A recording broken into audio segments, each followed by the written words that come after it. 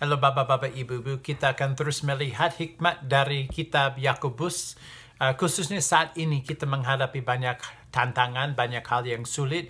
Zaman dulu itu waktu Yakobus menulis surat ini, banyak orang percaya menghadapi hal-hal yang sulit. Lalu coba ingat konteks yang dia tulis, memang dia sering ambil hikmat dari Amsal dan juga dari khotbah di atas bukit di Matius 5, 6, dan 7. Yakobus juga tidak menyampaikan kebenaran yang baru, pelajaran yang baru, tetapi dia menyampaikan dorongan, motivasi supaya orang lebih taat, lebih setia dalam kehidupan sehari-hari, supaya mereka bisa hidup dengan iman dalam segala hal. Nah, di dalam bagian awal di dalam Yakobus, dia menyampaikan kata yang ada maksudnya lengkap 7 kali. Lalu dia mengerti bahwa kita sebagai manusia agak rusak karena berdosa, karena nggak ada Tuhan, karena hubungan kita dengan Tuhan sudah pecah. Lalu kita kurang lengkap, kita juga pecah di dalamnya karena dosa dan sebagainya dan belum diampuni. Tapi kalau kita sudah ada hubungan dengan Allah, kalau kita sudah diampuni, kita baru menjadi orang lebih dewasa, orang lebih matang, orang lebih lengkap di dalam karakter dan sifat dan sikap kita.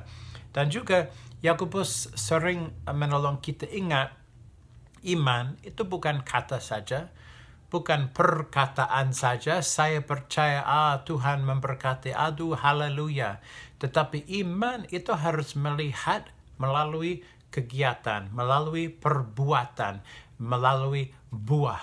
Itu gambar yang dia sering katakan, kita akan tahu kepercayaan orang dari yang keluar dari mereka. Seperti sebuah apel dari pohon, itu buah yang keluar, lalu kita bisa tahu, itu pohon apel. Nah, yang keluar dari orang manusia, kalau itu mirip Yesus sendiri, itu orang percaya. Lalu sangat penting bagi Yakobus perbuatan-perbuatan kita. Karena kita sering ada perkataan yang baik, tetapi mungkin perbuatan enggak sesama, agak kurang baik dibandingkan perkataan kita. Nah, bagi Yakobus, dia mau masuk 12 situasi. Bagaimana buah itu bisa lihat di dalam setiap keadaan, setiap situasi itu. Dan kita akan melihat 12 situasi dalam beberapa bulan ke depan.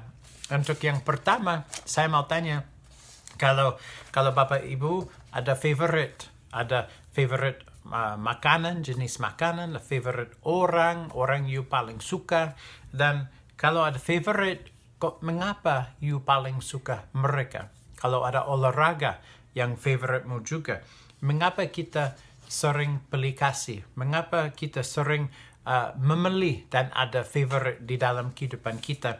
Nah, itu sebabnya kita akan membaca dari Yakobus 2 ayat 1 sampai 13, dan oleh karena itu kita harus mengerti pikiran favorite, pilih kasih, memandang muka, karena bagi Yakobus ini salah satu situasi kita sering salah, kita sering miss sebagai orang percaya, karena seharusnya kita nggak memandang muka, seharusnya kita nggak pilih kasih. Tapi kita sering memandang muka, kita sering pilih kasih, selalu ada favorite. Nah, mengapa atau kapan itu boleh, kapan nggak boleh? Lalu saya mau membaca dari Yakobus 2 ayat 1 sampai yang ke-13 yang berbunyi, saudara-saudaraku, sebagai orang yang beriman kepada Yesus Kristus, Tuhan kita yang mulia, janganlah iman itu kamu amalkan dengan memandang muka. Sebab jika ada seorang masuk ke dalam kumpulanmu dengan memakai cincin emas dan pakaian indah, dan datang juga seorang miskin ke situ dengan memakai pakaian buruk, dan kamu menghormati orang yang berpakaian indah itu dan berkata kepadanya, silakan Tuhan, duduk di tempat yang baik ini. Sedangkan kepada orang yang miskin itu kamu berkata, berdirilah di sana. Atau duduk di lantai ini dekat tumpuan kakiku. Bukankah kamu telah membuat pembedaan di dalam hatimu dan bertindak sebagai hakim dengan pikiran yang jahat? Ya, betul. Dengarkanlah, hai saudara-saudara yang kukasihi. Bukankah Allah memilih orang-orang yang dianggap miskin oleh dunia ini untuk menjadi kaya dalam iman dan menjadi ahli waris kerajaan yang telah dijanjikannya kepada barang siapa yang mengasihi Dia? Tetapi kamu telah menghinakan orang-orang miskin. Bukankah justru orang-orang kaya yang memindas kamu dan yang menyeret kamu ke dalam pengadilan? Bukankah mereka yang menghujat nama yang mulia yang olehnya kamu menjadi milik Allah? Akan tetapi, jikalau kamu menjalankan hukum utama yang tertulis dalam kitab suci, kasihilah sesamamu manusia seperti dirimu sendiri. Kamu berbuat baik. Tetapi, jikalau kamu memandang muka, kamu berbuat dosa dan oleh hukum itu menjadi nyata bahwa kamu melakukan pelanggaran. Sebab barang siapa menuruti seluruh hukum itu tetapi mengabaikan satu bagian daripadanya, ia bersalah terhadap seluruhnya. Sebab ia yang mengatakan, jangan berzina. Ia mengatakan juga, jangan membunuh. Jadi jika kamu tidak berzina tetapi membunuh, maka kamu menjadi pelanggar hukum juga. Berkatalah dan berlakukanlah seperti orang-orang yang akan dihakimi oleh hukum yang memerdekakan orang. Sebab penghakiman yang tak berbelas kasihan akan berlaku atas orang yang tidak berbelas kasihan. Tetapi belas kasihan akan menang atas penghakiman. Lalu kita dapat melihat intinya jangan memandang muka. Tetapi seringkali kita memandang muka atau mungkin kita pelikasi. Tapi kita juga ada favorite. Ya, kita juga pelikasi. Lalu kapan boleh? Karena kalau makanan favorite saya nasi padang. Aduh, nasi padang enak sekali. Daripada ayam goreng. Nggak suka ayam goreng saya kalau bisa makan nasi padang. Tapi kalau nggak ada nasi padang, pasti saya mau makan ayam goreng dan nasi. Tapi kalau ada pilihan di antara nasi goreng atau ayam goreng dan hamburger, aduh pasti saya memilih nasi goreng dan hamburger. Nah, mungkin nggak setuju, oke aja. Nah, kalau ada piring dengan mie goreng, dan ada piring dengan nasi goreng, you pilih yang mana? Mana yang favorite you? Ya, kalau saya, waduh, pasti nasi aja. Nasi, no mie. Ya, kalau saya. Tapi mungkin you lebih cocok, lebih senang dengan mie. Lalu favorite-mu itu mie. Boleh aja. Mungkin ada film, ada seri di televisi, you lebih suka yang satu, saya lebih suka yang lain. Mungkin ada lagu-lagu, jenis musik, you lebih cocok itu, tapi saya enggak. Mungkin you say, I suka danduk, I enggak suka danduk. Siapa yang benar? Siapa yang salah? Ya, karena kita berbeda, orang yang berbeda, memang kita ada favorite, kita suka hal yang berbeda. Tetapi, dengan orang, maksudnya Yakobus, jangan pelikasi. Dengan orang, jangan memandang muka. Jangan membedakan orang dan perbuatanmu terhadap mereka berbeda. Karena bagi Allah, nggak ada perbedaan. Bagi Allah ada Allah dan ada manusia. Dan karena Dia sudah mengasihi setiap orang, karena Yesus sudah mengorbankan diri bagi setiap orang, you juga mengasihi setiap orang. You juga mengorbankan diri bagi setiap orang. Nah, ingat, Yakobus sering mengambil nasihat ini, mengambil kebenaran dari bukit di atas, khotbah di atas bukit di Matius 5, 6, 7, dan mungkin dia mengambil maksud ini dari Matius 5, ke 46 dan sampai 48 yang saya mau membaca yang berbunyi, apabila kamu mengasihi orang yang mengasihi kamu, apakah upamu? Bukankah pungut cukai juga berbuat demikian? Dan apabila kamu hanya memberi salam kepada saudara-saudaramu saja, apakah lebihnya daripada perbuatan orang lain? Bukankah orang yang tidak mengenal Allah pun berbuat demikian? Karena itu, haruslah kamu sempurna, sama seperti Bapamu yang di surga adalah sempurna. Lalu, kita sering ada favorite, kita sering beli kasih, kita juga sampai memandang muka. Maksudnya Yakobus, jangan membedakan orang, karena kita harus sama terhadap orang. Nah, kalau you tinggal di Amerika, kita baru ada pemilu di antara ya banyak orang, tapi yang terutama Mr. Donald Trump dan Mr. Joe Biden. Dan yang jelas, satu harus menang, satu harus kalah. Yang jelas, banyak orang mendukung satu, banyak orang mendukung yang lain. Nah, mendukung satu, mendukung yang lain nggak salah, nggak benar. Tapi maksudnya Yakobus, kalau kita ada favorite, dan favorite kita kalah, kita mendukung yang lain sama atau enggak? Kita mulai ngomong jelek terhadap yang menang karena mereka bukan orang saya, orangku. Maksudnya Yakobus, jangan. You harus sama terhadap semuanya. Lalu nggak penting kalau yang you dukung menang atau kalah, you dari hatimu harus sama terhadap setiap orang. You harus menjadi orang seperti Allah sendiri, yang tidak memandang muka, yang tidak beli kasih, karena dia mengasihi setiap orang yang sama. Itu maksudnya di dalam Yakobus 2 ini.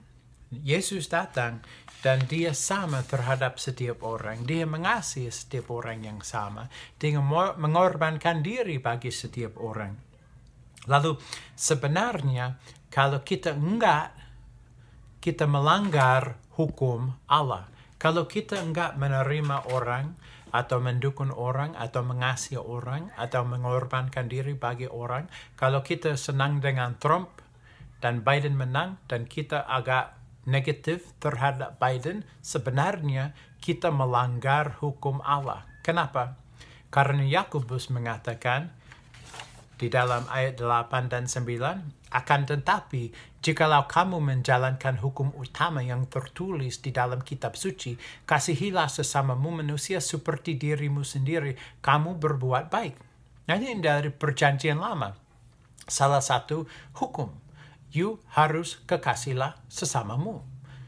Lalu kalau kita enggak, kita melanggar. Tetapi jikalau kamu memandang muka, kamu berbuat dosa, dan oleh hukum itu menjadi nyata bahwa kamu melakukan pelanggaran. Nah, setelah itu, Yakobus kasih penjelasan.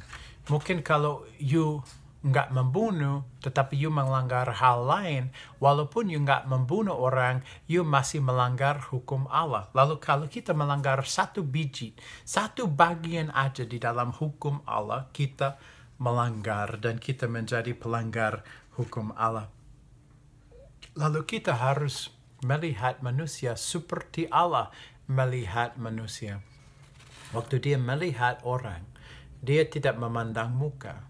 Baik yang kaya maupun yang miskin, baik yang cantik, cakep maupun yang enggak, baik yang pendidikan tinggi, baik yang enggak ada pendidikan, baik kulitnya putih maupun kulitnya hitam, enggak penting, siapa peduli. Biasanya manusia peduli, itu yang masalahnya. Karena bagi Allah sendiri, dia enggak peduli.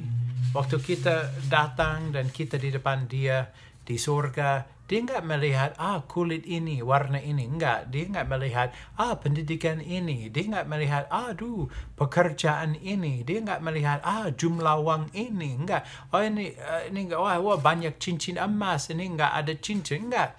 Yang dia melihat hati kita. Lalu, yang Yakobus ingin utamakan, kita enggak memandang muka, kita enggak pilih kasih terhadap orang. Silakan ada favorite. Kalau you suka durian sebagai buah favoritmu, aduh, ampun, diampuni. Tapi kalau you ada favorite dengan orang, jangan sampai you berbeda terhadap mereka. Karena orang ini you nggak suka, nggak apa-apa. You masih mengasihi mereka, you masih mengorbankan diri bagi mereka. Karena Yesus mengasihi mereka. Yesus mengorbankan diri bagi mereka. Lalu fokus kita bukan terhadap orang, tetapi fokus kita terhadap Allah. Dan kalau kita fokus kepada Allah, kita akan hidup seperti kemauan Allah. Karena sebenarnya itu ada hukuman bagi kita kalau kita hidup berbeda. Ingat di dalam ayat 12 dan 13 Yakobus menulis, berkatalah dan berlakukanlah seperti orang-orang yang akan dihakimi oleh hukum yang memerdekakan orang. Sebab penghakiman yang tak berbelas kasihan akan berlaku atas orang yang tidak berbelas kasihan. Tetapi belas kasihan akan menang atas penghakiman. Kita ada pilihan. Kita mau menjadi lebih matang, mau menjadi lebih lengkap, mau menjadi lebih dewasa.